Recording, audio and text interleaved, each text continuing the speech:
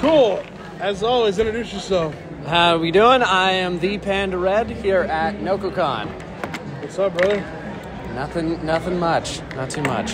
You've had a busy last couple of years. God. Since the show. Yes, I remarkably have. I finally passed 1 million. I started my YouTube series. I really have just been working as hard as I can to keep moving forward. So, gotta ask you, what was the Straw Hat Goofy premiere thing like?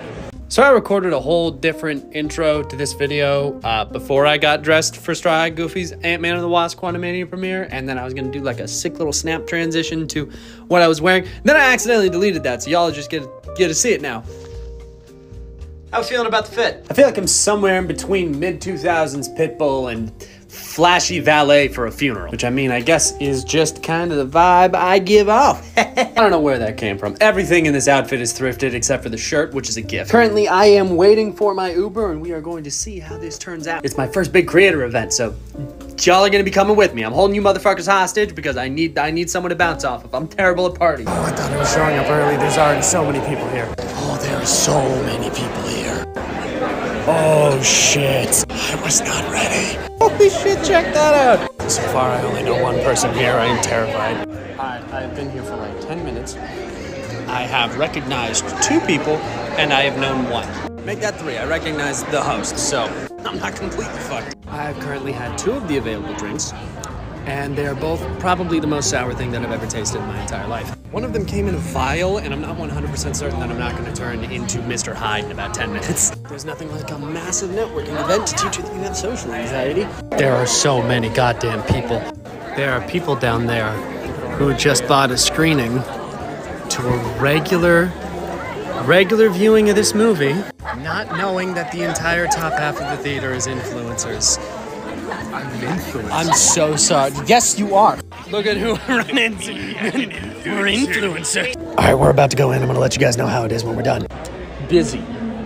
Very busy. There was a lot of people. There was a lot more people.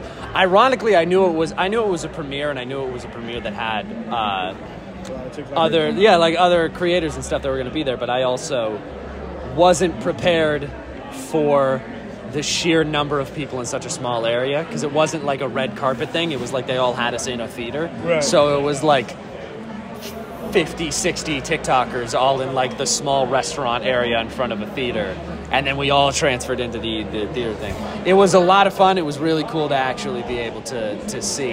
I was just very taken aback as soon as I got there, because it was the first like premiere thing I had ever been to. What'd you meet? If you want to name drop. I talked with Midwest Avenger a lot. I saw Evan C. there a lot.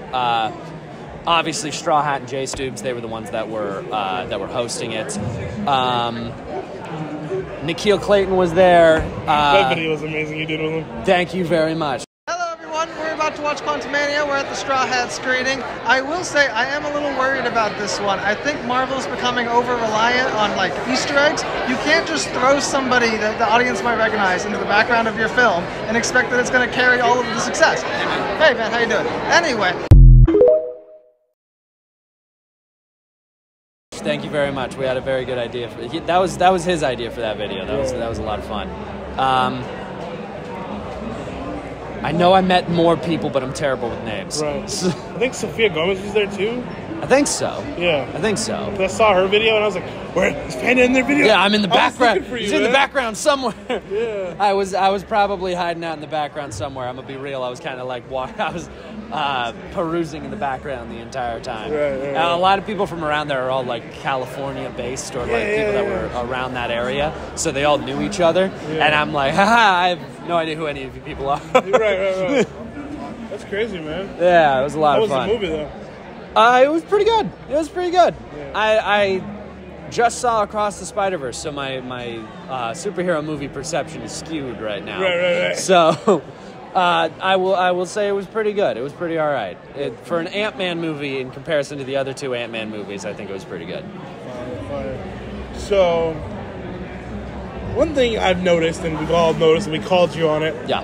you kind of stepped away from the skits for a little bit to do conversation videos. I did. And what's that been like to just talk and stuff? So I'm gonna be real. The entire reason that I did that was mostly based around the fact that I was moving Right. like very consistently after the end of college. Like after the end of college, I was everywhere. I went from going to one place consistently every single day to all right, now I'm living in 2 different towns. My girlfriend lives in a house that's like 30 minutes. A 30-minute drive from my actual house. Right. All of my content creator stuff is at my parents' place, but I'm living with my girlfriend, and then we moved into a new house. So it was really done out of necessity to like be able to keep making content because keep like still be on people's pages and Right. stuff.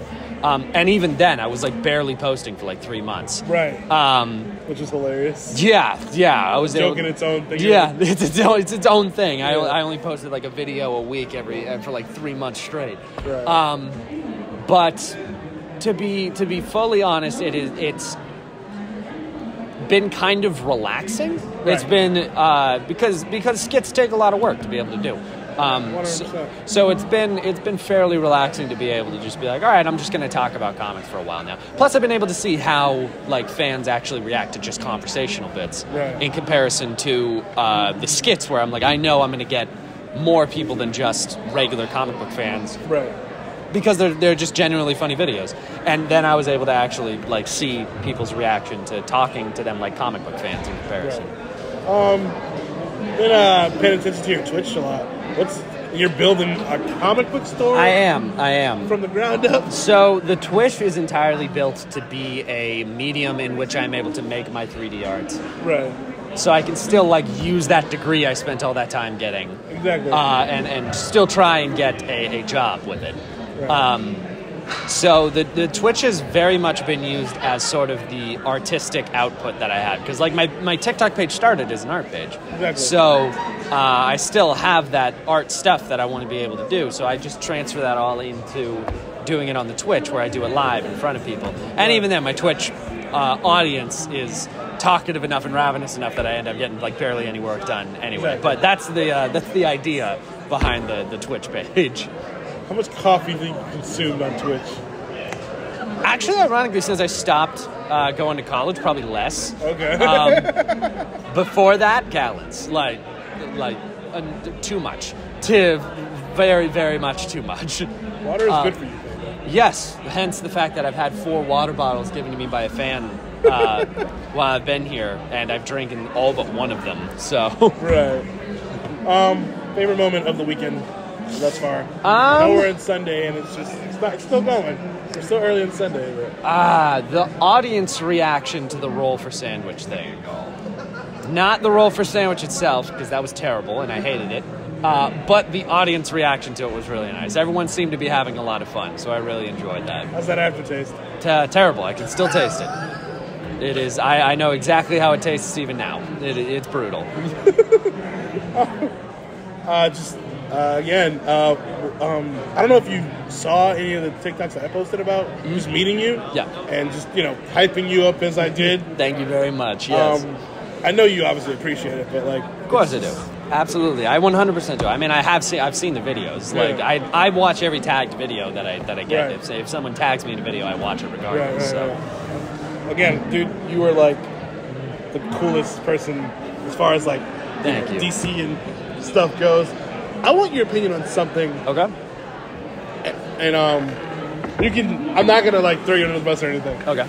But the kid from Cobra Kai, I think it was the dude who plays Robbie. I actually have not watched Cobra Kai. I know the idea of casting the kid as from Cobra Kai as Jason Todd. Yeah.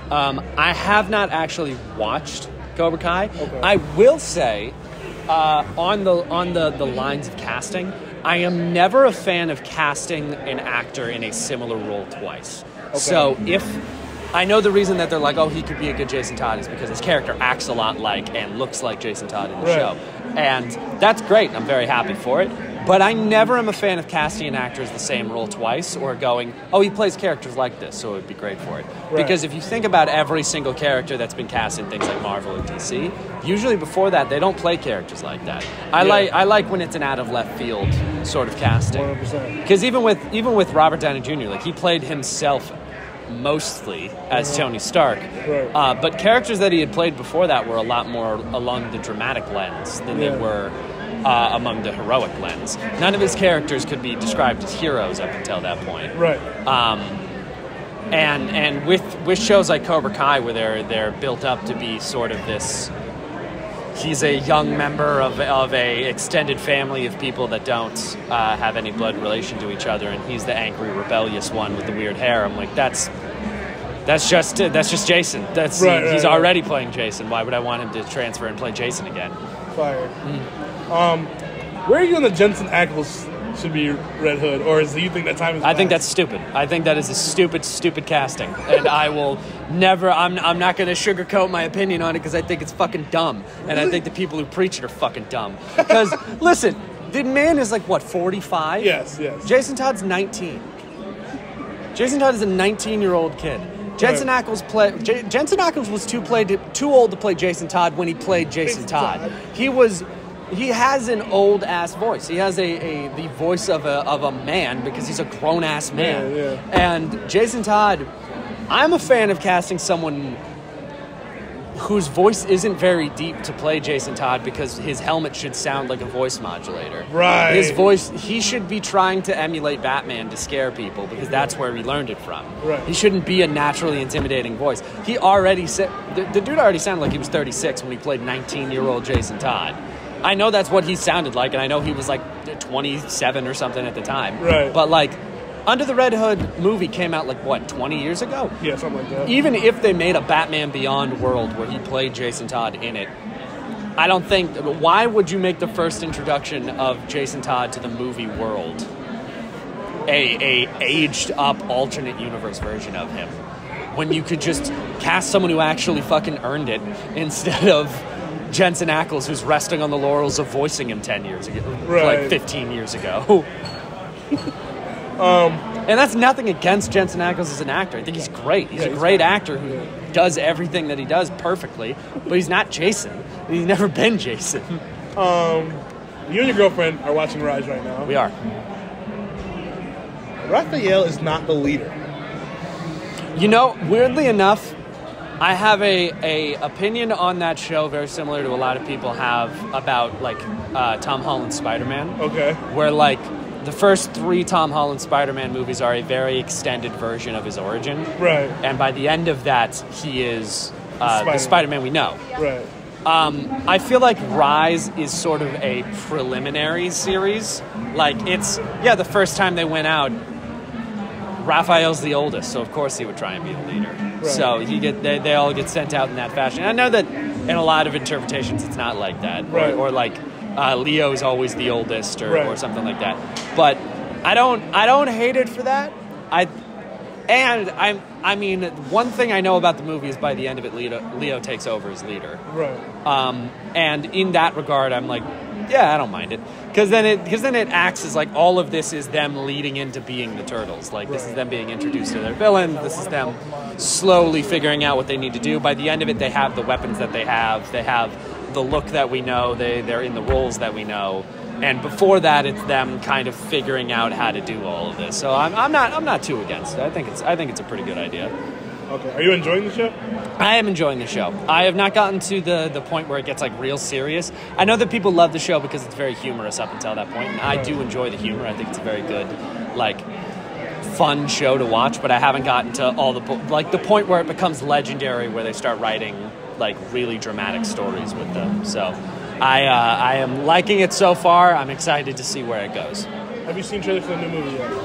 I have. I'm very excited for that one. I like I'm annoyed by people consistently calling it the Spider-Verse style because it's not the Spider-Verse style. No, it's not. It's completely different. It's a completely different style. It's similar-esque, but it's really just because it's painted and stylized. Yeah, it's beautiful. I am very excited for the new movie. I like the fact that they're actually using teenagers to voice the teenagers instead of having them be grown men again.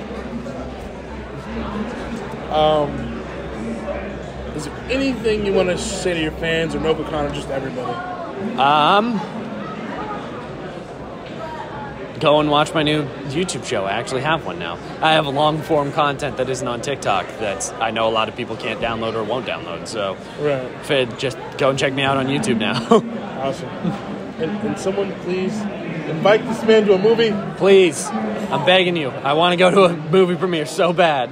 Zack Snyder's going to see this and go, I want that guy to come to my movie. Yeah, fingers crossed. Fingers crossed. All right, brother. Thanks again. Thank you. Yeah.